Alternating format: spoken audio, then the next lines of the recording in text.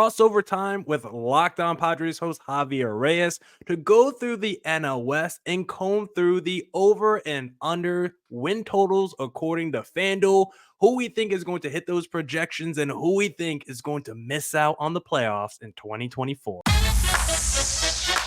You are Locked On Padres, your daily San Diego Padres podcast, part of the Locked On Podcast Network, your team every day.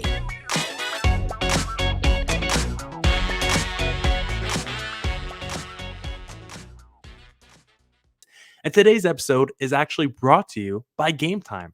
Download the Game Time app, create an account, and use code LOCKEDON for $20 off your first purchase.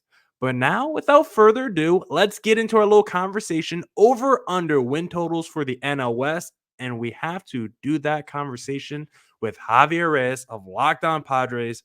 How are you today, sir? I'm doing great, man. I'm doing great. Look, it's been a wild offseason, I think. I think that your team has actually been overshadowed a little bit, but your team has made some additions too that I hope we'll touch on a little bit. And by the way, I beat it. Like, just because you're a division rival, I like seeing teams that go far and don't just go, let's get that reliever for 1 year, 10 million. And that's it. You know what I mean? Like the Orioles, basically, right? Like the Orioles haven't done anything, which is crazy. So yeah, I applaud you guys.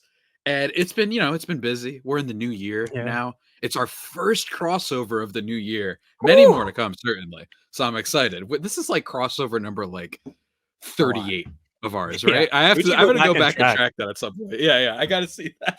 But I'm super happy to be here, man, and talk some over-unders and off-season NL West stuff for sure. Yeah, off season. I mean, the NL West has been one of the busier divisions, probably in Major League Baseball, with the D-backs and Dodgers doing a lot. But even a team like the Padres been making moves. We've seen the Giants in the last couple of weeks get more aggressive as well. So the NL West always going to be one of the best divisions in Major League Baseball, and we're going to be looking at over/under win totals according to FanDuel. And I figure why not just go in alphabetical order? I figure that would be the easiest, honestly. So look at that. Up first, the Arizona Diamondbacks on FanDuel. And let's talk, a little bit about their offseason because their over-under is 83.5. Javi, the D-backs so far this offseason, they had some holes. They need to get, a third pitcher in their rotation. They got Erod. They need a third baseman. They got Eugenio Suarez. Brought back Lourdes Gurriel. The team would still like to add one more DH this offseason, maybe a JD Martinez, maybe a Jorge Soler. We'll see. But so far, how do you like the reigning National League champs on their chances to hit that 83.5 win total? So part of me wants to be a hater. But here's the thing. This isn't like the Giants a couple years ago. And no offense to the Giants, but it was very like, where did this come from? The D-backs, in fairness, heading into this year, I think you and I both and many people were like, this team is coming. Like they will be a competitive team at the minimum. We just didn't think that it would happen so soon, I think was the question. So part of me is like, did they get a little bit lucky in some areas? Was the run differential not as great? Of course. Are we sure we fully believe in all of their pitchers? Okay, sure. But at the same time, it's still a young team with players that are going to get better. You know what I mean? I like that they kept Gurriel. I love that they brought in Eduardo Rodriguez. I think that dude is a stud. And I think that he's showed that for a while. And if you look at, stats that just take into account the bad defenses that he's been with for a lot of his career, he succeeds really well. And I think that that's going to be such a reliable starter on a pretty good contract, by the way, in context of everything else. A 4-year 80. And instead of, say, some of the other big numbers that are floating out there, I personally think someone like Jordan Montgomery is going to get overpaid because of what happened in the playoffs. I think Blake Snell is going to be an interesting one. I think he could get a little bit by overpaid, I mean in context of what everybody else gets. I don't actually technically think there's an overpay in baseball, but so I like the moves they've made. For me, it's not as much about the Diamondbacks as opposed to the rest of the division. The Padres have gotten worse, undoubtedly. I still like the moves they've made, and I still like that they have a great farm system, probably the best farm system of any team at the moment in the division. Then you have the Dodgers, who added a couple players that you might have heard of that we don't need to get into. And then you have the Giants, who they also have that Spurs thing. We were talking about basketball before we started recording, where you're just like, they just put it together somehow. They acquired Robbie Ray, which I know everyone makes fun of him, but I think that could low-key end up being one of the best moves of the offseason, because you're basically getting like a pitcher who's got high strikeout, decent upside to be like your 2 or 3 for like 3 years, like 40, essentially, when you break down the contracts and stuff, and also consider how much money they sent over and the players they traded. So I like that move. Jung Ho Lee is going to be a lot of fun. So I think I'm going to lean under, because I think the rest of the division got better. And I think it's going to be hard for them to repeat. But it's really tough, man, because I like the pen. Corbin Carroll's only going to get better, right? Like I think that, you know what? I think in general, and this is like the biggest cop out, I think the over-unders for the NL West are the hardest to do of any division right now, for sure, in the sport. Like I can't really get a vibe for anything other than Dodgers likely to win the division. So you at that, if you think they're going to be under on the wins, then you probably think they're going to miss the playoffs. Then I find it would be hard to believe to be like 81, 500 team and make the postseason. So do you think the D-backs are missing the playoffs then? They can't hit 83? I think it's worth pointing out that the Brewers aren't going to be good because they're starting to go backwards. They just lost their manager. I'm surprised we haven't gotten more rumors about them trading players, but I think that'll come soon at some point. I think it's more about the rest of the division, but it's tough. And I think that the Marlins could drop out. That's true. Maybe that's where they could slide in. I don't think the Marlins are going to be better. The fact that they're already talking about trading their best players shows that's baseball, I guess. So I don't know, man. I think that also just by general sports thing, every year you will have teams that made the playoffs that don't again. Like that's just what happens. Football, it happens every year. The football this year, it was like the Chargers and the Bengals. And sometimes it's not their fault, by the way. Maybe the Diamondbacks had injury luck that were in their favor. And I just don't remember. And maybe they'll just, unfortunately, someone might get hurt or something like that. And then it'll just pile up and it'll be like, we stumble into 82 wins. So I'm going to lean under, but I do not feel good about it. And I would not make a bet on it either. I would not bet on any team in this division other than the Dodgers in terms of win total, not in the playoffs. Don't do that. That's like betting on the Cowboys in the playoffs. The reigning NL champs with another year of experience and improved roster going under. It's okay. But talking to Ben like last week, he was acting like the Giants and the D-backs were like on the same level, I feel like. So it's like I feel like the D-backs are not getting the amount of love that maybe they should coming off the World Series. Now, I don't think they're going to win 100 games or anything like that. I think they'll probably be like what the Phillies were last year, where they came off that World Series. They still only barely won 90 games last year. And I think I'd be fine with that. If the D-backs get between 86 and 88 wins and they make the postseason a wild card, that's all I really need, because I look at the teams who didn't make the playoffs last year, and I'm having a little bit of a hard time to see who can jump the D-backs, unless you think a team like the Cardinals finally puts it together, or the New York Mets, unless you believe in a Padres bounce back, because I don't think the Cubs, unless you believe in the Reds. I don't know. I just don't see the Reds teams are weird too. The Reds are weird. I know a lot of people like the Reds, but I know. I still think the Reds. Or the Reds maybe D-backs next year. You know I was going to say maybe they're next year's D-backs. So they got all that young talent, but I feel like they still need another season. So I feel like with the D-backs, just taking, I feel like this is the belief that I'm working with, that they're going to have that confidence, knowing that they were able to go through those trials and tribulations of the postseason, know that they had their back against the wall and the NLCS against Philly. Hopefully they take all that. They become like the 2014, 2015 Royals, a team that was way ahead of schedule, got to back-to-back World Series, lost that first year. They came back, storming back that second year. I mean, I don't know if we'll see that, but that's kind of the belief in theory and the framework I'm working in right now for the D-backs. So I got them hitting the over, but not by much. I don't think this is a 95-win team. I think this is an improved team, and 87, 88 wins, I think that'll be really nice for the D-backs, second wildcard spot. I'll take that. Javi, under on the reigning National League champs, World Series runner-up. Crazy stuff. I now, do not feel confident at all.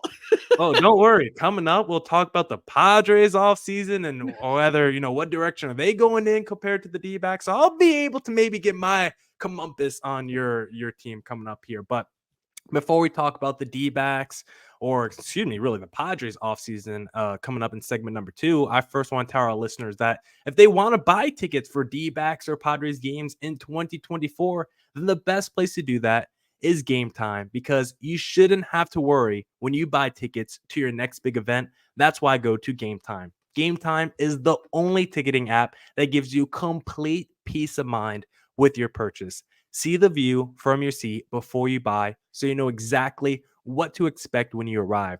All in prices show your total upfront so you know you're getting a great deal before you check out. Buy tickets in seconds with 2 taps. Game Time has deals on tickets right up to the start of the event and even an hour after it starts. It's the best place to find last minute seats. So take the guesswork out of buying tickets with Game Time. Download the Game Time app, create an account, and use code Locked On for $20 off your first purchase. Terms apply. Again, create an account and redeem code Locked On for $20 off. Download Game Time today. Last minute tickets, lowest price, guaranteed. All right. Back here on the Locked On Diamondbacks crossover with Locked On Padres host Javier Reyes. Now let's just jump right to your team, Javi, since this is our crossover. Let's talk about our two teams. And according to FanDuel, they think your team is really not that far off from the D-backs. I mean, you guys still have a lot of talent. The Padres over-under for the win total on FanDuel is 81.5. So they got you right there as that 500 kind of squad. When you look at your free agency so far, still got guys like Josh Hader and Blake Snell out there in free agency, even guys like Gary Sanchez, Juraxen Profar. So a bunch of free agents out there. Of course, big move this offseason for the Padres was trading away Juan Soto. So I'm going to leave this to you, Javi. How do you feel about your team? How do you feel about the offseason so far? And how do you feel about that win total heading into 2024? So the win total is 81, right? 81.5. Got to put that half. 81.5. I got to put the half in there. All right. Bias time. I'm just going to take the mask off. Oh, okay. I think I would put the over on this. And here's why. Why. Under D-backs over Padres. Gotcha. All right. Lock it in. The Padres have gotten worse in the very obvious ways. You're probably losing Blake Snell. You just lost Juan Soto. You don't have Trent Grisham anymore. Not that was an irreplaceable part, but that's the thing. I think that this team's record in one-score games and in extra innings was so bad that typically a regression to the mean happens. And if just that happens in the one-score games, they will probably hit the over. Not to mention, I think that this team is one that's built with more depth than last year's team. I'm not saying it's better. I think that last year's team was fine. It's just that every single player refused to drive in runs when they needed to. And they only the worst case scenario happened every time. I just don't think that will happen again. Whether it be bullpen stuff, I like Matsui. I like Woo-Suk Go as a guy that you got for $4.5 million for 2 years. I will take that as a dude who once upon a time was a higher regarded international prospect. And Go, you have that. There's still some other guys you could get. I like Enel De Los Santos as an exchange for Scott Barlow. You basically save some money on that in order to get Matsui and Go. And I still think that they're going to make some more moves. And I think that Michael King can be really solid. I think that the fact they don't have to rely on rushing prospects too soon is going to be huge with King, Brito, Velasquez. I think that that's a good thing that they don't have to worry about if someone gets hurt, if someone starts off poorly, that they just have more reinforcements that they can work with this time. And I like that they have the best farm, in my opinion, in the division. And I think most people would probably agree. Probably still the best farm in the division, although it's close, admittedly. I just think that they have assets there. So to me, it's just like, hey, remember the Minnesota Vikings last year? They won like 9 one-score games and didn't lose a single one. Frauds. I think the opposite is going to be true with the Padres, where I'm not saying that they're going to win all of them, but if they just went like 14-14 last year, they are easily in the playoffs, and the Diamondbacks probably aren't, which is crazy. And I'm not saying that the Diamondbacks got lucky. That's not what I'm saying. I'm saying that like the Padres didn't perform. And I think that you also take into account if you get Tatis's bat back and you get Manny Machado's bat back, you get Xander Bogaerts' bat back, add that could make up for losing Soto on top of the depth that they've accrued from this offseason and potentially in the farm system. So I would go over based on those things. I don't feel amazing about it, but hey, everyone thought we were screwed after the 2021 season when they had the collapse. And then next year they made the playoffs and the NLCS. So to me, I think they jump ahead. I don't know of who yet, but I think that they could get at least clear that win total. Well, probably the D-backs. If we're under 83 and you're over 81, you're probably thinking you're jumping the D-backs in the division. Maybe. Which could be plausible. You guys still have a pretty good amount of talent with Tatis, Bogarts, Machado, Darvish, and Musgrove.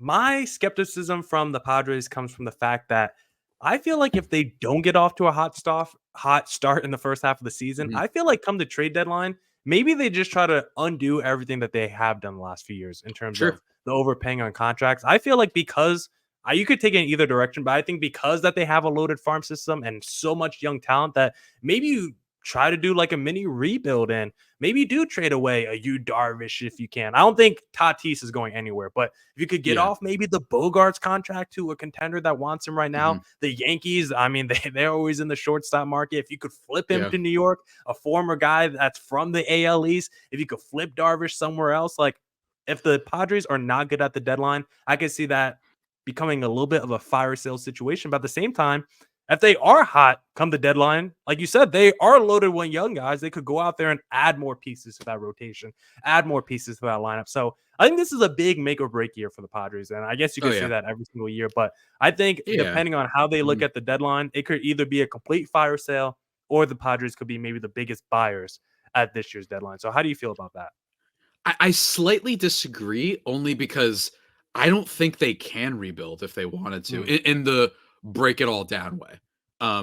I just think like you're not moving Manny. I really do. I don't think that anyone's going to take that right now. Now, obviously, if he goes really off, yeah, sure. There's some teams out there that can still afford him and all the years, but Bogarts for 11, it's going to be a tough sell, I think, on almost all of these guys, except for Tatis, because teams would look at Tatis as that would only get bad because when he's older, and he's not old yet, like at all. He's still like 24, 25. So I think he would be the only one that teams would be really bullish on trading for. And that's the number one guy they're not trading. So I personally don't see it. I think that they're just in a 1 year. All right, we can't spend as much. We got to calm down a little bit. Last year did not go according to plan. I think that's what would happen. And it's going to be interesting. And I think that, and Padres fans hate me lately, I really think that trading Ha-Seong Kim could be really smart. I know it sounds awful, but I broke it down a couple weeks ago with Ben Kaspick of Locked On Giants. Great show. Talking about it stinks, but you need to look past the trees for a second and look at the fact that it's not guaranteed that Ha-Seong Kim will be as good again. It's just not a guarantee. You shouldn't be looking at it, well, we should extend him.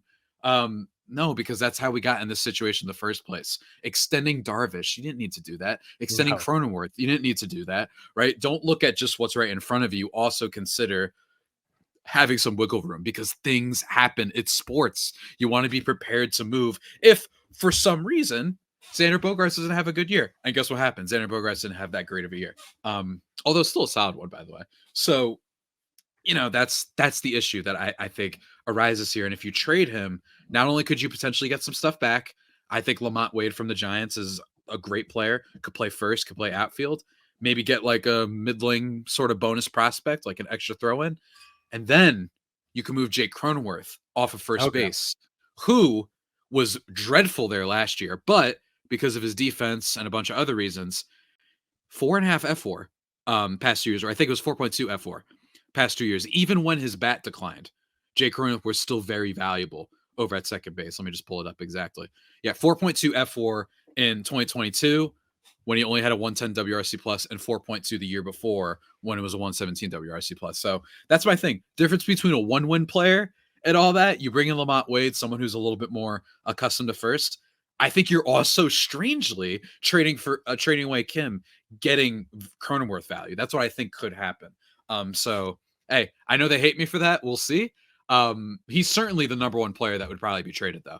If the Padres are really bad at the deadline, that much I do agree with. What if you flip it? What if you try to trade Cronenworth and keep Ha-Seong Kim? Do you think maybe Cronenworth's contract is just too tough? Contract's too bad. I don't know why. I still don't know why they did that. It happened like a day or two before opening day. I just don't get it. I don't know who you were bidding against. You still had RBers left. I just haven't. And then you move them to first. I have no idea why they had to do that. And I think that a lot of people, do you remember when the Eric Hosmer thing was like, you got to try to trade Eric Hosmer? And then they did, but it was part of another deal. And you also are still paying his salary. So that's my thing. You're basically just, don't make it a total sunken cost. Try to salvage it. If it doesn't work after this year and you moved him to second and he's only a 1-win player, then okay. Then we could start talking about like, maybe you just got to get him off the roster and just buy him out or whatever. But until that, I think you just try to salvage it. And the way to try to salvage is trying to get him back to second base. Okay. I still think the Padres definitely have bounce back potential. I just think it all comes down to some of those stars in the lineup. A full season of Bogarts looking good, not just the first half. Manny Machado getting back to the level he was pre-2023. I mean, if you just get those guys with a healthy Tatis, I mean, at the very least, your offense would be enough to buoy that team. And then you still have Darvish. You still got Musgrove in the rotation. So you guys should at least be solid. I think around a 500 record should be at least your floor, assuming you guys don't trade anyone at the deadline. If you have this team the whole year, I think 500 could potentially be your guys' floor for 2024. But now let's talk about the LA Dodgers, because they've been a big team this offseason. And if you're talking about teams paying salaries for players not on their team, the Dodgers are going to be doing a whole lot of that in the decade 2030 and 24 and 2040 with some of their deferred contracts on the books.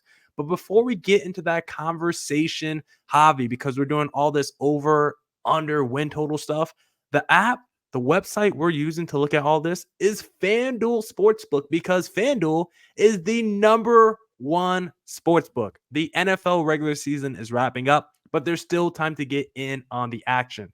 Right now, new customers get $150 in bonus bets guaranteed when you place just a $5 bet. That's $150 in bonus bets, win or lose. The app is so easy to use. There's so many different ways to bet, like live same game parlays, find bets in the new Explore tab, make a parlay in the Parlay Hub. My favorite thing to do is the same game parlay. Whenever the Lakers play a mediocre team, I take AD over in points, AD over in rebounds, and the Lakers money line. Now the issue is that third leg of the parlay, that money line, hasn't been hitting as recently or as much as I want to, but when it does hit, I love seeing that deposit hit my account. Now, if you want to see a deposit hit your account, visit FanDuel.com/lockedon and make your first bet a layup. FanDuel, official partner of the NFL. And we're back here on the Locked On Diamondbacks, Locked On Padres crossover. Let's talk about the LA Dodgers, because they are, of course, the cream of the crop when it comes to this offseason, because I think I would have to double check, but I think they've spent more money this offseason than the 29 other teams combined. I think I saw that graphic. Don't know if it's real or not, but they've spent over $1 billion this offseason on guys like Ohtani, Yamamoto. They traded for the Tyler Glasnows of the world, and all that has led them to 104.5 win total. Javi, over under on the LA Dodgers once again taking the NL West crown, winning 100+ games and losing the first round of the MLB playoffs. First of all, you really did make my year and saved Padres fans by sweeping the Dodgers. It was glorious. I loved every second. It was so funny. They just, it was like the best. It was really the best, huh? It was amazing. It's amazing. And I was locked into Locked On. Yeah, I was locked into Locked On Dodgers every night when that series was going on. I was like, what do the boys have to say? What does my favorite duo of Jeff and Vince have to say after another crippling loss to the Arizona Diamondbacks in the playoffs? What do they have to say tonight? I was locked in. I mean, Jeff loves talking smack, man, and then look what keeps happening. I think you got it. Wait, I'm sorry. I forgot what the over-under was. 104.5. So pretty high. Yeah. I mean, that is really, really high. But this is a team that 104 is really high, though. That's the thing. 104 is high, man. But they win 100 games every year. Yeah, I'm going to look up the Dodgers last few years so you can have at least like a reference point of their past win totals. Last year, 2022, they won 111. 2021, 106, 2019, 106, 2017, 104. So the last like 7 years, like 4 of the times they've hit. You probably have to go over. I'm just wondering if it's too obvious to be like, hey, the team that always goes over, just added Ohtani and Yamamoto and Glasnow and Teoscar Hernandez, like obviously go over. It's almost like it's too tempting to say over, but I think it's safe. I think it's safe to say over because it's going to be ridiculous. I know Ohtani isn't pitching, but again, the fact that they also got Yamamoto and Glasnow is just so cracked. It's ridiculous. So I'd probably go over. It just feels like they've had less exciting teams than this and have hit the over. They just know what they're doing over there. And they kept guys like Jason Hayward. They lose JD Martinez, but who cares? You have Shohei Ohtani now. And you're still gonna have Muncy. You're still gonna have Betts and Freeman. And I still think that they'll be able to put together those like half-win players to help them out when they have injuries. You know what I mean? They're very good at putting together a complete roster that can at least just really be really great in the regular season. That's what they are. Regular season champs. Would not bet on them for a single win in the playoffs though. But yeah, I'd go over. You have to, unfortunately. You know what? I actually wouldn't be too upset if someone wanted to take the under. Now, taking the under, that doesn't mean you don't think they're going to be elite. Taking the under still could mean you think they're going to win 102 games next year. Maybe you just don't think they're going to win 100. Baseball, yeah, it totally means you don't think they're going to win 105 because I still think as talent, because their ceiling is maybe 135 wins, but I think there's a little bit of risk because, like you said, Ohtani's not pitching. And the last time he didn't pitch off Tommy John, his bat didn't look exactly the same. Now, was the 2020 COVID-shortened season, but we've seen him struggle to hit when he does not pitch coming off Tommy John. Walker Buehler, he's coming off surgery as well. How good is he going to look? Tyler Glasnow, most innings pitched this past season in his career, 120. That is someone that is always hurt. And Yamamoto, I think he's going to be a stud, but listen, he's never played on American soil before. I think he's going to be elite, but maybe that first year takes a little bit of adjusting. We'll see. So I think there's a little bit of risk in the rotation, but I mean, if the Dodgers get everything clicking and they hit their ceiling, I mean, 135 games is not out the realm, but I would probably lean under just because I think 105 is actually a massive number. And I think they have just enough risk where I think 103 is probably enough wins for the LA Dodgers. But let's move through these last couple teams probably a little bit quicker. Up next, we got, I'll pull up the San Francisco Giants next. I was like, where are they on the FanDuel list? But they are right here under the Padres. Just like the Padres, too, listed at 81.5 wins. The Giants still searching for that big-time free agent that they've been searching for the last few years. They got Jung-Ho Lee. I think he became the highest foreign signed player of all time. So there's a little bit of risk there. They did trade for Robbie Ray, like you said, but out the door, you got Mitch Haniger out the door. He was all right last year, not very good. Del Scafani, he was in the trade. And then some free agents. You got Jock Peterson still out there. Brandon Crawford's out there, longtime Giant. So Alex Cobb might not be ready for the start of the season. So 81.5 wins. I mean, for the Giants, I never liked their team on paper entering the season. And then somehow they're always like in that 81 to 90 win range. So how do you feel about the Giants entering next year? Yeah, man. I mean, it's very similar to the Padres. Now, I will say that there was more concrete stuff that I think was believable about the Giants last year, like their offense just being anemic for most of the year, especially the second half. I don't think that necessarily can change drastically, but I am a Michael Conforto truther. I think Jung-Ho Lee is the type of player that will translate quite decently. I think this guy could be a Stephen Kwan. I think he could be a budget, not budget in this case, but like poor man's Luis Ariz, at least for the first year. I think he's just going to get on base and play really good defense. That's one thing Luis Ariz doesn't necessarily do. So I think that he's done that. He has a lot of outfield assists. And I mean, the stats on what Jung-Ho Lee did was crazy. This bat to ball skill stuff is nuts, man. It's like never swung and missed on a 2-strike count in like 2 years. Like crazy stuff. I mean, I'm exaggerating a little bit, but it basically never happens. So that's why I use Stephen Kwan. Like that guy doesn't swing and miss either. So I think he's going to be good. I'm a believer in Michael Conforto. Patrick Bailey plays great defense. And I think Robbie Ray will really help them down the line. And then their big X factor is their top pitching prospect, Kyle Harrison. So I'm not sure how that will go, but you're right, man. Every time you look at their team and you're like, this is boring. Tyro Estrada, you know? Yeah. Lamont the team is kind of gross. It's kind of gross. That's a perfect way to put it. It's okay to say. Yeah, it's kind of gross. And they just put it together. And They got Bob Melvin as their new manager now. Love my guy. Oh, yeah. I kind of want to go over on this one too. Oh my God. You know what I mean? Like D-back. I feel like D-back's catching strays on this one. Everyone's going over except them. Okay. All right. Every team is over except the reigning champs. I think better. 81 is so low. I think 81 is so low. That's what I think is the problem here. But then it's not like 83 was that high. Dang it. What is going to happen in this division this year, man? I have no idea. I'm flummoxed. I'll tell you what's going to happen. It'll be a 4-team playoff. It'll be the Dodgers taking it. It'll be the D-backs number 2. And then you guys could fight for the rest of the division. The Giants, I'm out on. I just don't see it on paper. And talking with Ben Kaspick, their biggest issue from the last few years, one of the big issues that I think that they can't get these big time free agents is because they have to come in and literally do everything because the Giants have not been able to develop the homegrown talent. When Mike Yastrzemski is 35 years old as a rookie and he's like, man, that's our future right there. It's not pretty.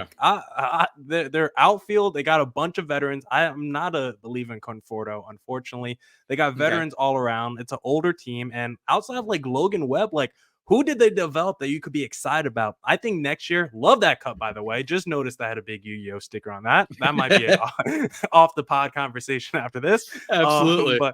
But I think the Giants for next year, I think low-key they should just take it off. Just play all the young guys. Screw the veterans on your roster. Let's see the young talent that you have so we can actually develop a core there and actually figure out who the foundational pieces are, because I think that's what the Giants haven't figured out. Outside of Logan Webb, who do you want to build around for the next few years? They let guys like Kevin Gausman walk in free agency. They let maybe Rodon was a good walk in free agency, but that's just talent out the door that you got nothing in return. You can't let talent like that leave and not develop your own talent. I think that's the biggest issue for the Giants right now. And I'm pounding the under 81.5 wins. Yeah, like letting Gausman go. Remember that? Like that was a huge why? Like it's not like you're spending that much right now. He's just I'd argue he's pitcher number 2 in the American League. Like I really think he's that good. So I think that I agree with you. And I think that because I remember when I first started doing this show, the Giants had one of the best farm systems, at least by projection wise. And it just feels like none of them have really panned out all that well. Like, yeah, you have Logan Webb and whatnot, but you're right, man. That's been their big issue, is that it doesn't even feel like a team that has a lot of depth. Some teams you could be like, hey, yeah, we don't have these superstars right now, but we're the D-backs where it's like, but our depth is great. Like we're coming. You can see it. With the Giants, you're believing the organization and you're saying they'll figure it out. And I think some players might be like, I'd rather believe the actual talent instead of believing an organizational resume. I don't know. I think it's close, but for me, I think 81's low. I do, but Luciano, that's their top prospect. Maybe he comes up and does something, but I think this team will be weird. And I think they'll get it done. I think Duvall is going to be a stud as usual. I think they get it done, and I really think people shouldn't sleep on the Robbie Ray trade. I think that's going to be not necessarily a guy that you want to have pitching against the Astros, as Mariners fans would know, but he's going to help you. He's going to help you. And to be your number 3, guys, that's not like he did win a Cy Young, and he does have some of the best swing and miss stuff in the league. Yes, he walks too many people, and he could get a little bit ridiculous, but I don't know, man. I think that might have been a steal. I really do. I think that for his role, that guy's going to be huge. And honestly, when you look at Robbie Ray's Cy Young season, he led the league in like almost every stat that year. It's like he should have ran away with the award that year. So he has the talent to be as good as anyone in the sport. We just know he's polarizing because he's that 3 true outcome kind of a pitcher. So we'll see with the Giants. I'm taking the under. I just want them to play their young guys next year. Don't put no Conforto, JD Davis, this guy, that guy over 35. I still believe. I'll believe in Michael Conforto till I die. He's going to be like my Jeff Green if people watch basketball. Like, I'm never going to give up. I like Jeff Green, but yeah, I don't know about that one. Okay, and then of course the ugly stepchild of the division right now, but we got mad love for the host. I think we all love this team despite them not being good. The Colorado Rockies. I think we all want them to be good, to be honest, because the ownership has done terrible there. Bud Black is the worst manager in the sport. He's maybe the worst manager of any professional team of the 4 major sports. He's absolutely horrendous. The Rockies, they're over under currently at 60.5 wins. Last year, I think they won 59 games last year. And so far, the Rockies this offseason, not really too much. I don't really see any big time free agents that they signed. No, they brought in Dakota Hudson, Jacob Stallings. Those kind of their two big moves. Not really any big trades that they did. But one thing that the Rockies do have that might make me take the over on their win total, Nolan Jones will be a star next year. Already had himself a fantastic season this past year in 106 games. If you get 140 plus games out of that guy next year, he might put up 30-30 kind of stats, or even better, he might be an MVP type candidate. So build around that guy, get you a couple more Nolan Jones. I like the Elias Diaz's of the world. The Rockies might have just enough talent that I believe that they could win 61 games next year. The over under 61? 60 and a half. So do you think they could win 60? God. Yeah. They had 59 last Lord. year. Yeah. I think the process is two things. I agree with you on Nolan Jones. I think Ezekiel Tovar can get better. I haven't given up on that guy. I think if you get anything out of Bryant, that could be helpful. Remember that he's missed a lot of games. Brendan Rodgers, I think, is a sneaky guy and could be effective. I know that he was taken reasonably high in our fantasy draft last year.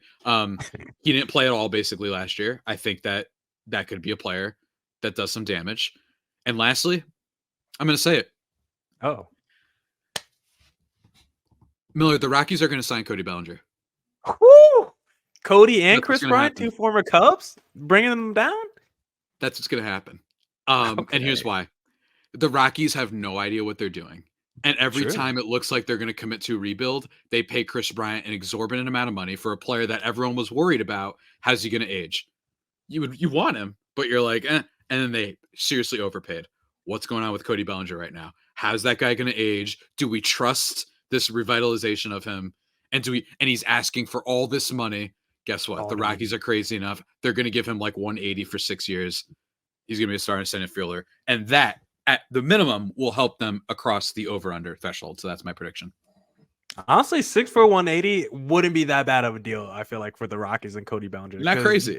But they shouldn't be giving out those deals. And it's so you guys let Noah Arenado go. But then you're like, we'll pay Chris Bryant.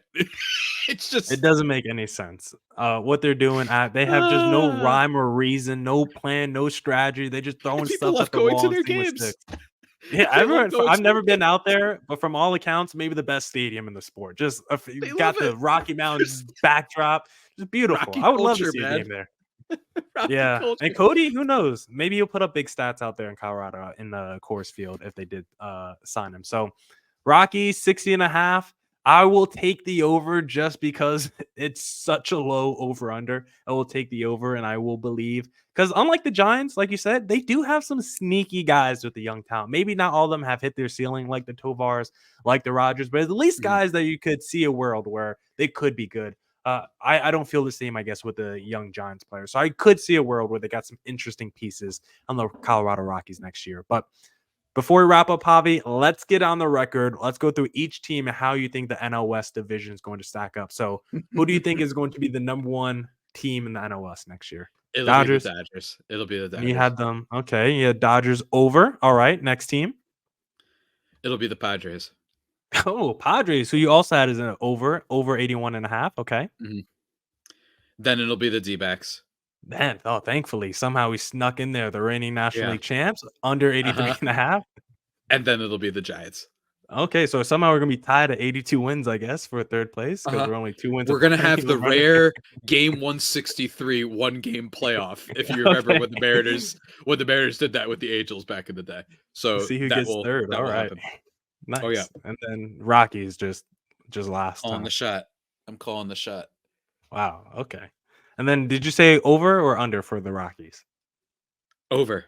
Okay, so Javi's got over Dodgers, over Padres, under D-backs, over Giants, over Rockies. Do I see an agenda or what here, guys? I don't know about y'all, but I think we call that an agenda on the podcast. Me, unbiased, I got Dodgers 1, taking the under, D-backs over, number 2, then probably Padres under, Giants under, Rockies over. So I do have 2 teams in my over category, being the D-backs and Colorado Rockies. I think The Padres, I do think they have a chance of making it to postseason. Maybe they push out the Marlins because the Marlins are one of those teams where they just frustrate me because I want them to go out there, make a splash, get better. And it feels like, oh, Jorge Soler, we know you had 45 home runs last year. You could just walk in free agency. We don't even want to have contract talks with you. Just add talent, Marlins. That's all you need to do. I don't know why they refuse to do that. But that's this over-under edition for the NL West. Shout out to FanDuel Sportsbook, America's #1 sportsbook. Javi, where can the listeners find you online? As always, at Javipeno, JAVIIPENO, or at LO_Padres, and then Locked On Padres on YouTube. Got some cool announcement stuff that I'm working on. Ooh. So stay tuned. And of course, stay tuned as we break down the offseason, because I do think that there are some more moves to be made. Yeah, hopefully D-backs get JD Martinez or one of those DHs. We'll see. That'd be good. Follow me on Twitter at CareerThomas24. Look up Locked On Diamondbacks, both Twitter and Instagram. And of course, Locked On Diamondbacks on YouTube. Please hit subscribe and wherever you stream podcasts. Javi, until next time, another crossover. We'll definitely do this at least 1,000 more times probably in the 2024 calendar year. Until next time, sir,